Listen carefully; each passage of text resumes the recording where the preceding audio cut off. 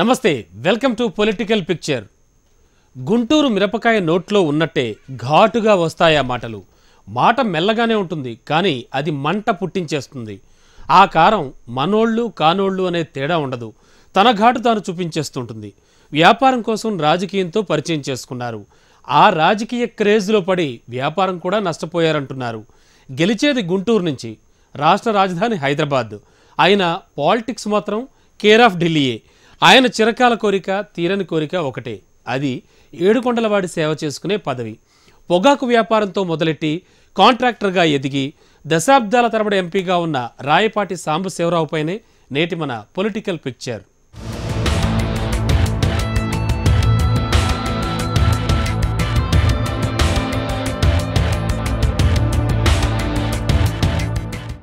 ఆయన కమ్మ. ఆయన అనుబంధం అంతా కాంగ్రెస్తోనే. ఎన్టీఆర్ ఎంట్రీ ఇవ్వగానే ఆ సామాజిక వర్గం అంతా ఆయన వైపే తిరిగింది. ఆయన మాత్రం జన్పథ్ చుట్టూనే తిరిగారు. రాజీవ్ గాంధీ సైతం ఈయన కారులోనే తిరిగారు. అయినా కలిసి రాలేదు. ఇన్నేళ్ల తర్వాత చివరికి మనసు మార్చుకుని టీడీపీలోకి వచ్చారు.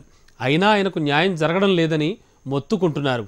అందరూ ఆ సామాజిక వర్గానికే టీడీపీ సేవలు చేస్తోందని ఆరోపిస్తుంటే అసలు వాళ్ళనే పట్టించుకోవడం లేదని రాయపాటి విమర్శిస్తున్నారు. ఇంతకీ పట్టించుకోనిది సామాజిక వర్గాన్నా లేక ఆయన్నా?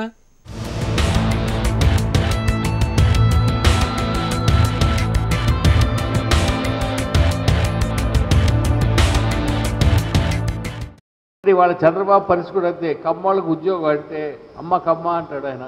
ముఖ్యమంత్రి గారు 1-10 సార్లు మన అడిగితే చాలా భయపడతాడు ఆయన. ఎందుకంటే కమ్మోళ్ళకి ఇచ్చారు అప్రదేశం, అదే ఇంకో కులం వెళ్ళి ఇచ్చేస్తాడు ఇమీడియట్గా. ఇంకో కులాన్ని ఎంకరేజ్ చేస్తాడు. కులం పేరు చెప్పను నేను. ఏం చేయాలో మాకు అర్థం కావట్లా. ప్రతి ఏ ఉద్యోగం వచ్చినా వాళ్ళకి ఇస్తున్నాడు. లేకపోతే రిటైర్డ్ ఐఏఎస్ ఆఫీసర్లకి ఎందుకు ఇవ్వాలని, రిటైర్డ్ ఐఏఎస్ ఆఫీసర్ ఎందుకు ఇవ్వాలని ఆయన? మరి ఆయనకు అన్నీ తెలుసో తెలియదో. మరి నేను చెబుతే నేను మొహమాట పడకుండా నేను చెబుతాను కూడా. నా ప్రాబ్లం ఏంటంటే నేను ఈ పార్టీలోకి వచ్చి 2 ఏళ్ళు 3 ఏళ్ళు అయింది. నేను ఆ పార్టీలో జూనియర్ని. టీవీలో ప్రచారం చేసేటంటే ఇబ్బంది అవుద్ది. కాబట్టి నాకేం భయం లేదు. నేనే ఇంకా కంటెస్ట్ చేసేవాడు కాదు, నేనే రాజకీయాల్లో ఉండేవాడు కాదు. దీంతో నేను ఆఖరి నిర్వహించుకుంటాను. మళ్లీ చాలా రోజుల తర్వాత రాయపాటి తెరపైకి ఈ మాటలతోనే వచ్చారు. తెలుగుదేశం కమ్మవారికే ప్రాధాన్యత ఇస్తుందని ప్రచారం జరుగుతున్న టైంలో అసలు వారికి కాకుండా వేరే వర్గానికి ప్రయారిటీ ఇస్తున్నారని రాయపాటి ఓపెన్ గా విమర్శించారు. వాళ్ళ చంద్రబాబు పరిస్థితి కూడా అంతే. కమ్మోళ్ళకు ఉద్యోగం అంటే అమ్మ కమ్మ అంటాడు ఆయన.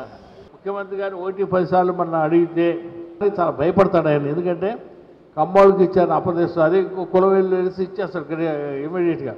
ఇంకో కులాన్ని ఎంకరేజ్ చేస్తాడు. కులం పేరు చెప్పను నేను. ఏం చేయాలో మాకు అర్థం కావట్లా. ప్రతి ఏ ఉద్యోగం వచ్చినా వాళ్ళకి ఇస్తున్నాడు. లేకపోతే రిటైర్డ్ ఐఏఎస్ ఆఫీసర్లకి ఎందుకు ఇవ్వాలని, రిటైర్డ్ ఐఏఎస్ ఆఫీసర్ ఎందుకు ఇవ్వాలని ఆయన? ఇంతకీ రాయపాటి ఇంతగా బాధపడటానికి కారణం ఏంటి?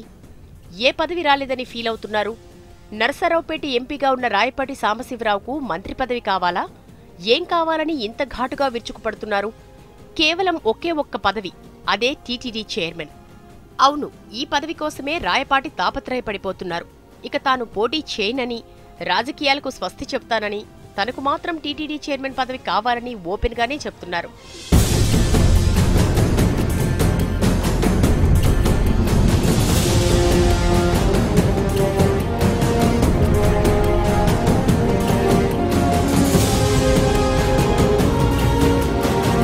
తన సామాజిక వర్గానికి ఎన్టీఆర్, ఆ తర్వాత చంద్రబాబు హయాంలో బాగానే న్యాయం జరిగింది.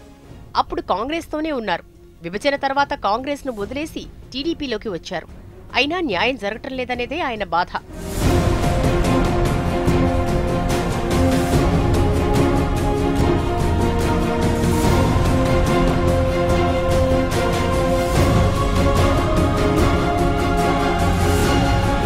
గతంలో పవన్ కళ్యాణ్ కూడా రాయపాటిని టార్గెట్ చేశారు. బ్యాంకులకు సుజనా చౌదరి, రాయపాటి సాంబశివరావు రుణాలు ఎగ్గొట్టారని, వీరెవరూ హోదా కోసం మాత్రం సిన్సియర్ గా ప్రయత్నం చేయరంటూ మండిపడ్డారు. మరి మీరు ఏ స్ఫూర్తి తీసుకొని మరి బ్యాంకులకి మీరు రుణాలు ఎగ్గొట్టారో చెప్పండి. మీకు ఎవరు స్ఫూర్తి దానికి? ఆ మాట నేను మాట్లాడితే మీకు ఎలా ఉంటుంది? నాకు ఎంతో కాలం సుజనా చౌదరి గారు ఫైల్ ఇచ్చారు మాట్లాడమని. నాకు అర్థం కాలేదు. దాంట్లో నిజాలు నాకేంటో తెలియదు. ఒక ఎక్స్ట్రా కాన్స్టిట్యూషనల్ అథారిటీ కాదు మాట్లాడటానికి. నిజాలు తెలుసుకునేంత యంత్రాంగం కానీ శక్తి కానీ నాకు లేదు. మీరు కన్సర్న్ డిపార్ట్మెంట్స్కి వెళ్ళాలంటే మీకు తర్వాత వెళ్ళి మరి సిబిఐలో ఉందేంటో నాకు తెలియదు. కానీ మరి ఏ స్ఫూర్తి తీసుకొని సుజనా చౌదరి గారు మీరు బ్యాంకులకి రుణాలు మీరు తీసుకొని కూడా మీరు దాన్ని ఎందుకు మీరు పే చేయలేకపోయారు? దాని ఈరోజు ప్రైజ్ ఎవరు పే చేస్తారు? పవన్ విమర్శలను రాయపాటి కొట్టిపారేశారు. బ్యాంకు రుణాలున్నమాట వాస్తవమే కానీ తానేమీ ఎగ్గొట్టలేదని క్లారిటీ ఇచ్చారు. ప్రత్యేక హోదా కోసం బాబు చాలా ప్రయత్నం చేశారు, అయినా అవటం లేదని దానికి తామేం చేస్తామంటూ తేల్చేశారు.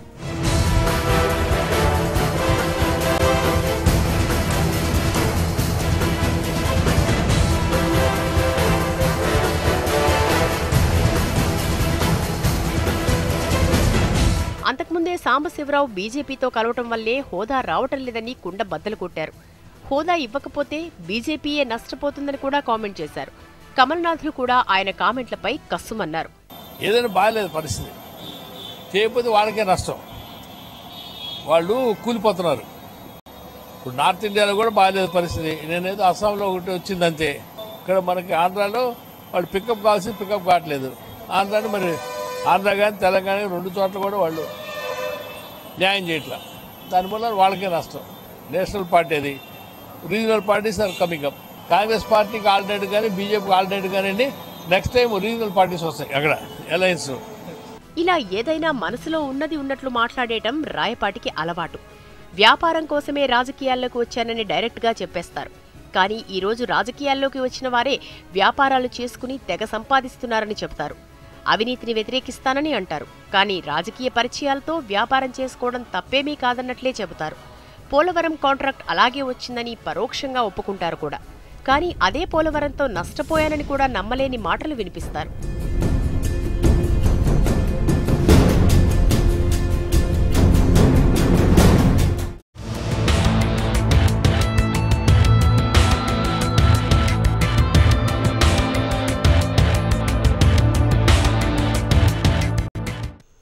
గుంటూరు పొగాకు వ్యాపారి ఇందిరాగాంధీతో పరిచయం చేసుకున్నారు. కష్టాల్లోనూ వదిలిపెట్టలేదు. రాజీవ్ గాంధీని తన సొంత కారులో ఢిల్లీ వీధుల్లో తిప్పారు. సోనియా గాంధీతో ఎప్పుడు కావాలంటే అప్పుడు కలిసి మాట్లాడగలరు. ఇదేంటమ్మా మమ్మల్ని పట్టించుకోకపోతే ఎలా అని అనగల చనువు కూడా ఉంది. కాంగ్రెస్ సీఎం ఎవరైనా సరే ఢిల్లీ డాబుతో వారితో వ్యవహారం నడిపించేవారు. వ్యాపారం కోసం లాబియింగ్, ఆ లాబియింగ్తో రాజకీయం, మళ్లీ అదే రాజకీయంతో వ్యాపారం, ఇలా ఒక సర్కిల్లా ఆయన కెరీర్, వ్యాపారం రెండూ ఒకదానికొకటి ఉపయోగపడుతూ వచ్చాయి.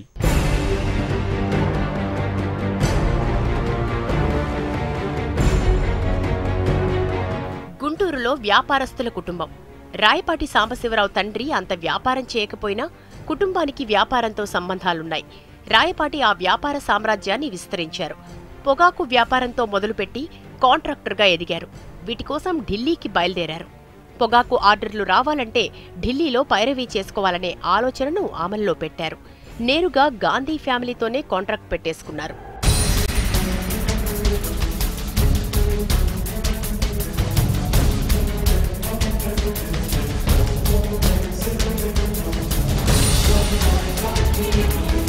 ఒక రాజకీయ నాయకుడు పదవిలో ఉన్నప్పుడు అందరూ చుట్టూ ఉంటారు. కానీ ఆ పదవి పోగానే వదిలేసి వెళ్లిపోతారు. కానీ రాయపాటి పద్ధతి వేరు. అధికారం ఉన్నా లేకపోయినా, కష్టాల్లో ఉన్నా సరే గాంధీ ఫ్యామిలీని రాయపాటి వదిలిపెట్టలేదు. వారికి పదవులు లేని సమయంలో కూడా అంటిపెట్టుకునే ఉన్నారు. అందుకే ఆయనకు అపాయింట్మెంట్ అవసరం లేదు. ఎప్పుడెళితే అప్పుడు కలవచ్చు. అంత చనువు ఉన్నా అదే ఆయనకు నష్టం చేసిందని తర్వాతి కాలంలో ఫీల్ అయ్యారు. ఏదైనా పదవి ఇవ్వలేకపోతే ఆ ఇబ్బంది ఏంటనేది రాయపాటితో పెద్దలు డైరెక్ట్గా చెప్పేయగలిగేవారు. ఇక రాయపాటి కూడా ఏమీ మాట్లాడలేకపోయేవారు.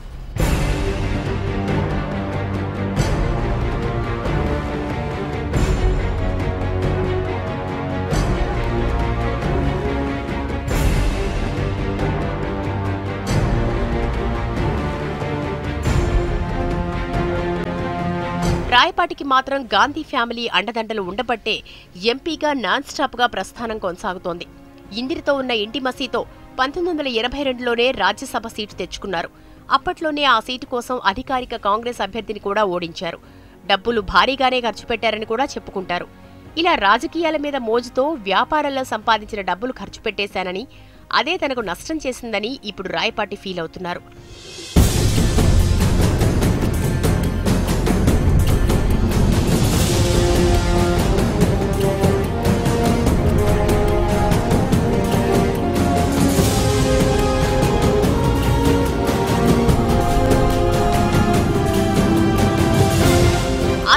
కాలంలో వరుసగా గుంటూరు ఎంపీగా సీటు తెచ్చుకుంటూనే ఉన్నారు, గెలుస్తూనే ఉన్నారు. రాజీవ్ గాంధీ ఓడిపోయి ప్రధానిగా లేని సమయంలో కూడా ఆయనతోనే రాయపాటి ఉన్నారు. తన సొంత కారులోనే రాజీవ్తో కలిసి ఢిల్లీ వీధుల్లో తిరిగిన విషయం అందరికీ తెలిసిందే. అందుకే రాష్ట్రంలో సీఎం ఎవరున్నా సరే రాయపాటి వ్యాపారమైనా రాజకీయమైనా ఢిల్లీలోనే నడిచేది. అధిష్టానం ఆశీస్సులున్నంతకాలం రాష్ట్ర నాయకులను రాయపాటి పట్టించుకోలేదు.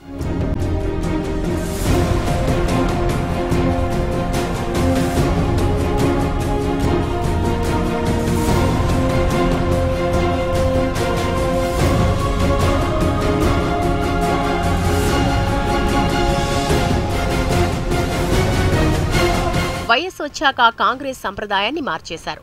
కాంగ్రెస్లో హైకమాండ్దే తుది నిర్ణయం అనేది పాత విషయం. ప్రజల్లో పట్టు ఉన్న నాయకుడిగా ఎదిగిన వైఎస్దే పైచేయి అయిపోయింది. ఆయన చెప్పిందే హైకమాండ్ పాటించాల్సిన పరిస్థితులు వచ్చేశాయి. అలాంటి వాతావరణంలో రాయపాటి లాంటి ఢిల్లీ లాబీయిస్టులు దెబ్బతిన్నారు. ఒకవైపు వ్యాపారంలో నష్టపోయారంటున్నారు, మరోవైపు రాజకీయాల్లోనూ ఎంపీగా తప్ప అంతకంటే పై స్థాయికి వెళ్లలేకపోయారు.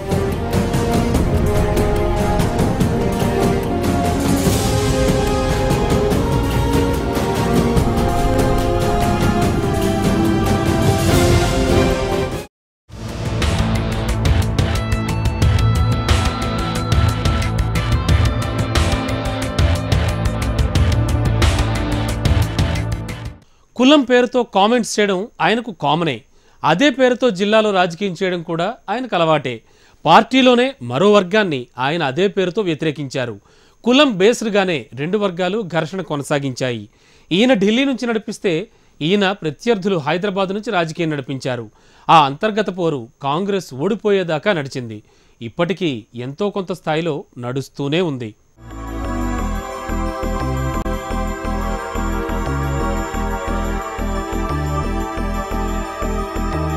రాయపాటి సాంబశివరావు గుంటూరు జిల్లా కాంగ్రెస్లో పట్టున్న నేత అనే చెప్పుకోవాలి. కానీ ఆయన పట్టంతా ఢిల్లీ నుంచే. ఇదే జిల్లాలో హైదరాబాద్ కేంద్రంగా పట్టున్నవారు ఉన్నారు. అలాంటి వారిలో కన్నా లక్ష్మీనారాయణ ఒకరు. సామాజిక పరంగా జిల్లాలో ప్రత్యర్థి వర్గం. ఈ రెండు సామాజిక వర్గాలకు పడదు. పోటాపోటీ రాజకీయాలను నడిపించడంలో ఇద్దరూ ఆరితేరిపోయారు.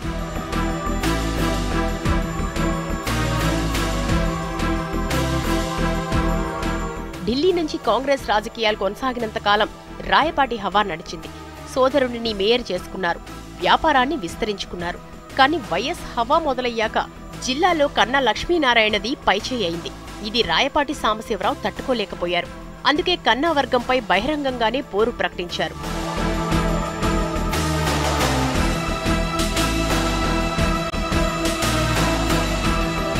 మారిన రాజకీయాల్లో రాయపాటి టీడీపీలోకి వెళ్లి తన ఎంపీ పదవిని నిలబెట్టుకున్నారు. కన్నా మాత్రం దెబ్బతిన్నారు. ఇప్పుడు బీజేపీలో చేరిన కన్నా లక్ష్మీనారాయణ ఒకప్పుడు రాయపాటి నడిపించినట్లు ఢిల్లీలో లాబీయింగ్ నడిపిస్తున్నారు. ఒకప్పుడు ఢిల్లీలోనే తిరిగిన రాయపాటి మాత్రం ఇప్పుడు దాదాపు రెస్ట్ తీసుకున్నట్లే అవుతుంది.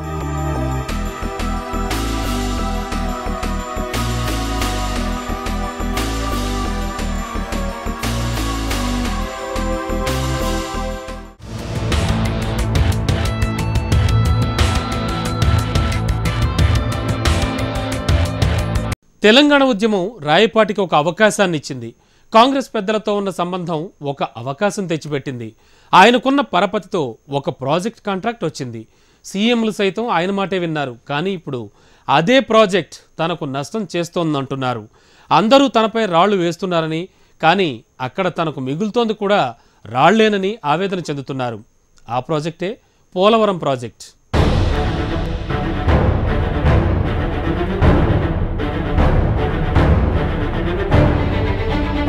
పోలవరం ప్రాజెక్ట్ ఇప్పుడు చంద్రబాబు రాజకీయ కెరీర్ను మలుపు తిప్పుతుందని భావిస్తున్న ప్రాజెక్ట్. ఈ ప్రాజెక్టు పూర్తి చేస్తే కోస్తాలో తిరుగుండదనే భావనలో బాబు ఉన్నారు. కేంద్రీకరణ అంతా దానిపైనే. అలాంటి ప్రాజెక్టు కాంట్రాక్టు ట్రాన్స్ట్రాయ్ కంపెనీది. ఆ కంపెనీ రాయపాటి కుటుంబానిదే. కాంట్రాక్టు రావడమే అక్రమ పద్ధతుల్లో వచ్చిందనే ఆరోపణలు ఉన్నాయి. కోర్టుకు కూడా వ్యవహారం వెళ్ళింది. అన్నీ నడిచాక చివరకు రాయపాటి కంపెనీకే కాంట్రాక్ట్ ఖరారైంది.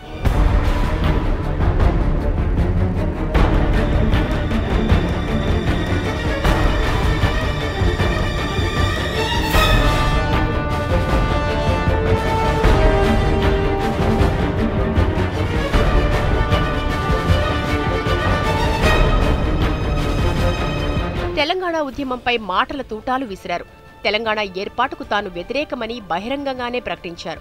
కాంగ్రెస్ అధిష్టానం తెలంగాణకు అనుకూలంగా నిర్ణయం తీసుకోవడానికి సిద్ధమైంది. అలాంటి టైంలో రాయపాటి లాంటి పెద్దలను అధిష్టానం సంప్రదించింది. వారంతా సైలెంట్ కావాలని కోరింది. అందుకు ప్రతిఫలం కూడా ఇస్తానందని అదే పోలవరం కాంట్రాక్ట్ అనే రూమర్ అయితే ప్రచారంలో ఉంది. దీనిని మాత్రం రాయపాటి ఒప్పుకోరు. వైఎస్ హయాంలో ఏ పనీ కాలేదు. ఆయన తర్వాత వచ్చిన సీఎం రోసయ్య, కిరణ్ కుమార్ రెడ్డిలతో వ్యవహారాలు బాగానే నడిపించారు. ఆ టైంలోనే ఈ పోలవరం ప్రాజెక్టు ఓకే అయింది.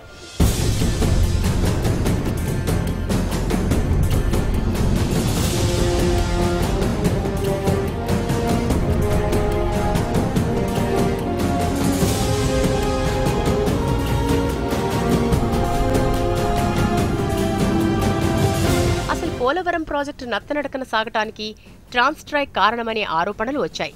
అసలు ట్రాన్స్ట్రాయ్కి ఆ అనుభవం లేదని, ఆ అర్హత కూడా లేదని, కేవలం కాంట్రాక్టు కోసం విదేశీ కంపెనీలతో కొలాబరేషన్ చూపించి కొట్టేశారనే విమర్శలున్నాయి. టీడీపీ ఎంపీగా ఉన్నందుకే, బాబుతో సంబంధాలున్నందుకే ఒకవైపు పోలవరం లేటవుతుందని అధికారుల సమావేశంలో చిటపటలాడే బాబు రాయపాటి కంపెనీని మాత్రం పల్లెత్తు మాట అనరు.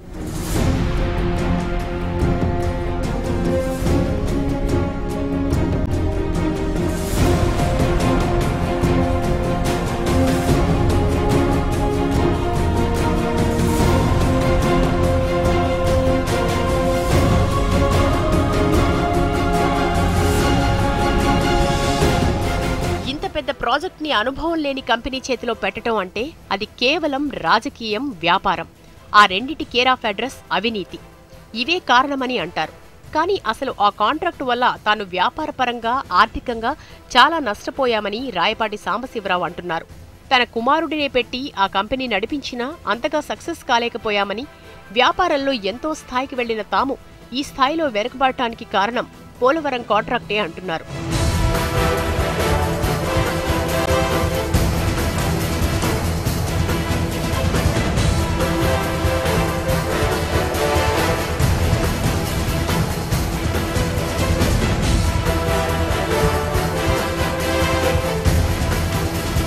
పోలవరంతో ఏదో ఒరుగుతుందని, తాము ఉన్న వనరులన్నీ దానిపైనే పెట్టామని, అందుకే ఇప్పుడు బ్యాంకులకు రుణాలు కూడా చెల్లించలేకపోతున్నామని రాయపాటి ఆవేదన చెందుతున్నారు.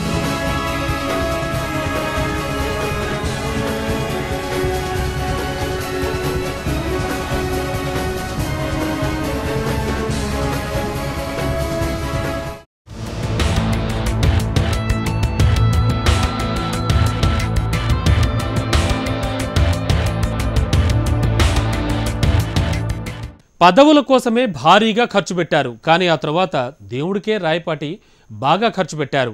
భగవంతుడు అనే పేరు కనబడితే చాలు వెంటనే దానం చేసేస్తూ ఉంటారు. దేవాలయం పేరు చెప్తే చాలు విరాళాలు ఉదారంగా ఇచ్చేస్తూ ఉంటారు. అందుకే తిరుమల తిరుపతి దేవస్థానం చైర్మన్ కావాలి అనేదే ఆఖరి కోరికగా చెప్తారు. సోనియా గాంధీ టైం నుంచి ఇప్పుడు బాబ్ టైం వరకు అది తీరని కోరికగానే మిగిలిపోయింది.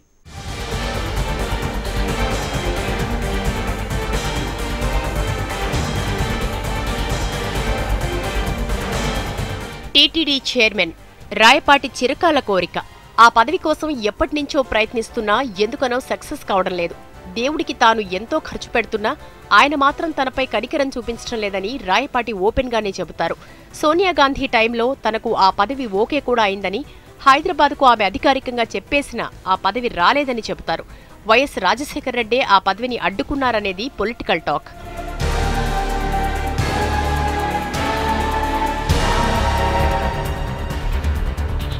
కిరణ్ కుమార్ రెడ్డి టైంలోనూ ఆ కోరిక తీర్చుకోవాలనుకున్న పోలవరం ప్రాజెక్టు ఎఫెక్టులో ఈ పని వెనక్కుపోయింది. లేకపోతే కనీసం అప్పుడైనా అయ్యుండేది. ఇప్పుడు తెలుగుదేశంలో చేరాక కూడా బాబుగారిని అదే పదవి కావాలని పదే పదే కోరినా పనవటం లేదు. అదే ఇప్పుడు ఆయన మాటల చిటపటల వెనుక ఉన్న కారణం.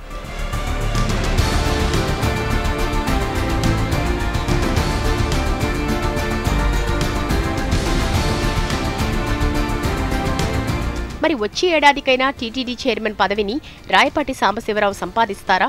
పోలవరం ప్రాజెక్టు నుంచి లాభాలతో బయటకొస్తారా? నష్టాల్లో కూరుకుపోతారా అనేది మరో 2 ఏళ్లైతే క్లారిటీ వచ్చేస్తుంది.